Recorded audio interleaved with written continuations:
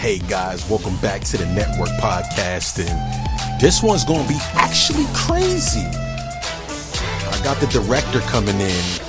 Y'all know I was in the film, I was in the movie, and he's coming up. He's gonna come up to the show and talk to us. I'm very excited because Jibril, I appreciate you, man. Boston gotta stick together. We need more heat and more talent.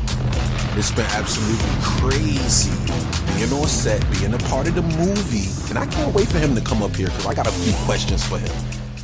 Like, what inspired you and why'd you want to do this shit?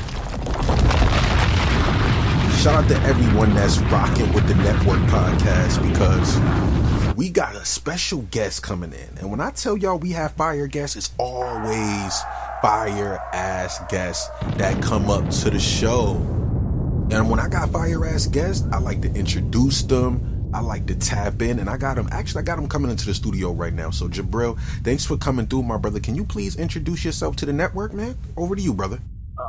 What's going on? Yeah, this is Jibril Haynes. I'm a son first, right? I'm a star first. I'm a star, right? Then the sun hit me, and moms and dad got together to do their little blessing. Brought my ass to the earth. Ended up being a filmmaker. We'll fill in the middle later, right? Here we are. What up? Come on, man. We in the building. I appreciate you, brother. Now, what was the original inspiration behind the film that we're shooting right now? Talk about it. Let's get to this. All right. So let me tell you, man. I'll be honest with you. I've been a screenwriter for a couple decades, and my father and I have written about 6 films together. But because I've been in either Costa Rica or Tanzania or Atlanta or somewhere else, me and him haven't brought any one of our scripts to screen. We have them, but we never brought them to screen. So that was kind of the first thing. I was like, Pop, since I'm going to be here in town for a couple months, we're going into production. I didn't care what it was. All right, so then we just started sitting down. And then we started thinking about what kind of film we wanted to make and what kind of things we wanted to touch. And, I have a lot of artists in my family, so I was like, let's just touch on something art. And then we started talking about, my pops was in the Black Power struggle, so was my mother, and then they were deep into it, so they're always trying to make sure that I'm making something that we're going to be proud of. And that's just my job. And so we ended up talking about some art, and some art that had been stolen from Africa during the raiding of Africa. This particular piece ended up getting put on museums for decades in Europe, London, making all kinds of money for the people who've stolen it and the people who on the other side of things. A black curator in Boston did her legwork and decided, I want to see if I can get that bus to Boston in one of the black museums. They brought it to one of the black museums here, and within the 30 days that this bus from Benin is here, there's several people trying to steal it. And so we started going into who are the type of people who will want and take things, right? Okay. Then we thought the bigger idea is that the person who owns that particular museum, the black man, 65, 70 years old, who owns that museum, would think that it would be his life's work to repatriate this bus back to Benin himself. Repatriate, bro. Repatriate. You know what I mean? You familiar? Come on, we familiar. Come on. Okay. So honestly, bro, that's kind of where we came from. Okay. Like, all right, how do we spin a circle around that? How do we spin a yarn around that? Come on, man. I told you I had a special guest on here, man. And Jibril, I appreciate you for even getting me in the film as well, my brother. My next question for you is, when you first created this story, what emotion did you want the audience to feel the most? Let's talk about that too. Man, okay, so that's a really good question. I wasn't expecting to ask that, so that's even doper. Okay, so the emotions, right? Okay.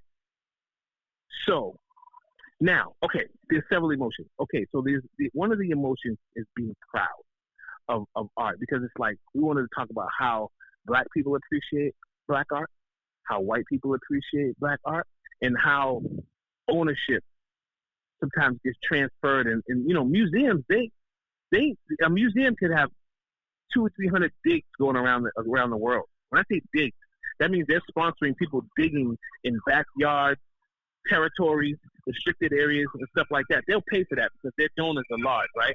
So they'll pay to have digs, right? And so whatever gets dig up, they get right of first refusal. And so after we start looking at that, like, wow, museums are just not just places that just house art. Sometimes they carry art from the very beginning. And so when we started thinking about the emotions that come along with the fall down of that, right, would be someone like the Latvian. The Latvian is a man from Eastern Europe, bro. Like he's a white man from Eastern Europe. And, Latvia, when the Soviet Union, cracked down on their countries and broke up, Latvia's country was left off on the side. And so in this particular country, when they were left, they became gypsies and hustlers, and a lot of them were thieves, and they were very poor, right? And at that time, they were looking at other places. They were looking at America, across the water, at America, how the civil rights movement was happening, and how people like Malcolm X and Martin Luther King stood up for the people who were oppressed.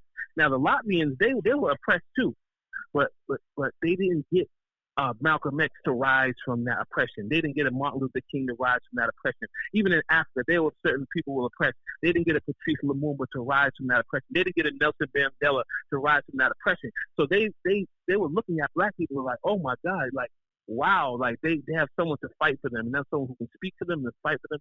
And I just thought that was kind of a magnificent kind of juxtaposition that someone white would be kind of envious of black people when they were struggling at that time, going through it. But they still was like, man, we wish we had someone. We wish we had the power to lift ourselves out of this oppression. So he became enamored with African art, and he became stealing it.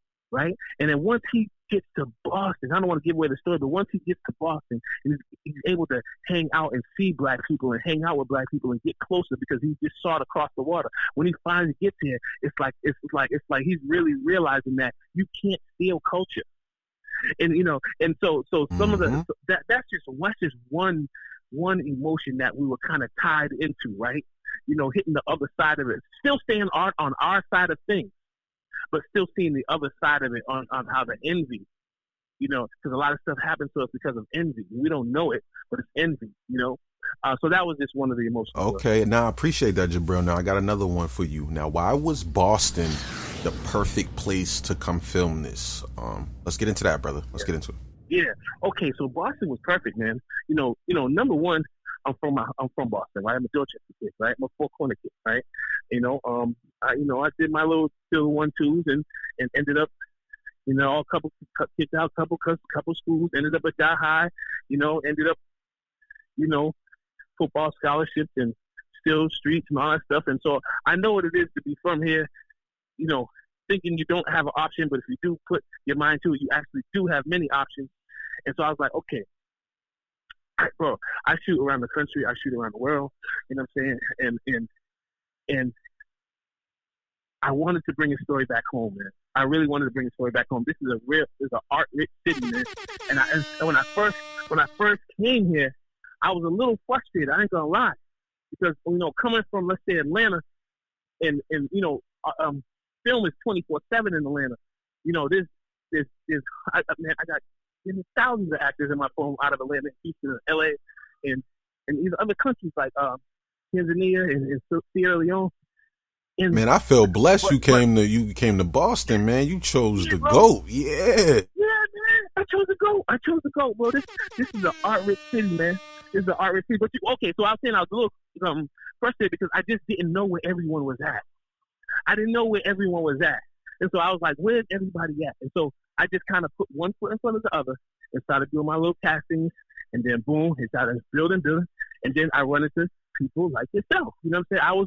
I was honestly looking like, where are the people who do what you do? Stackpack. You know what I'm saying? Come on. I appreciate that, brother. Yo, when I ran into you, I know you was like, okay, glad to meet you, Jibril. But I'm like, glad to meet you, Stackpack. Because, I'm looking for it was like that mutual connection. Yeah, it was that mutual connection. Man. We needed that. We both needed the end to connect each other's end. Yeah. Yeah, man. Yeah. So my next question for you, Jibril, we appreciate you coming on the network. I know you got a little bit of time with us, but I got another one for you. What separates the Latvian from other independent films that people are seeing right now? Let's get to that. All right. Okay. So one of the things that I wanted to do was, okay, the last couple of films, I'll get slightly technical, but the last couple of films I shot on the Red X, the Red Komodo, and second camera Red Dragon. Okay, these are high-end, 6 to 8K cameras that shoot very good picture. You shoot in raw format. By the time you color correct it, it looks gorgeous. Like you come off the movie theater. So I had a chance to get my hands on an ARRI, capital A, capital R, capital I, which is a very high quality cinema camera. And so I was like, all right, cool. Let me bust that down. One of my producers, Bill Singleton, happened to have it. So I was like, all right, bro, I'll get in. I'll jump in on this train with you. Let's do it. And so I just wanted to just be super creative in the town, bro. But tell me the question again. No, I was saying what separates the Latvian from other independent films. Okay. Yeah, what separates it? What separates it? Yes. Okay, so I think number one is the subject matter, right? That we're kind of going into something that people have not seen in the film. This is a mix between Ocean's 11, the Thomas Crown Affair, and Black Panther without all the superhero stuff. These are the issues we're dealing with. Dealing with art. We're dealing with crazy heist robbery, and we're dealing with issues of black people, black art, and black political, economic power. So that alone, putting those three things together, we haven't seen a film like this, right? Epic. My independent films, I gotta be honest, I do the most. Okay, when I can have two people in the scene, I'm gonna have 20. You know what I'm saying? So I can keep my things robust. I like a lot of movement. I like faces. I love talent. And so I think what distinguishes this is that we have a lot of big master scenes. We have beautiful talent. Like acting is A1 for me. I have to go with A1. Acting when so that's another thing too as well. But listen, I have a lot of independent filmmaking friends and buddies and colleagues that are making very good pictures right now. So, I can put my ego out there and say I'm the best. Everybody wants to think that, and that's the type of thing you should move with as a creator, that you're going to make the best. You know what I mean? So I do believe, yes, this is going to be a picture like no other. But I do want to give definitely a shout out to all the other artists out there that are working to make quality film. Come on, Jibril. Now, my last question for you, Jibril, is this is a real important one for me. Did you already have the character Lucky envisioned before casting me? Let's get to it. Let's talk about it.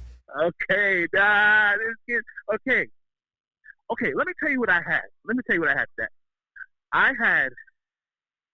Okay, we're not gonna give away the picture, but I had a woman who was going to rob a place, and she was going to have a false pregnant belly, so that she would walk into the place already quote unquote pregnant.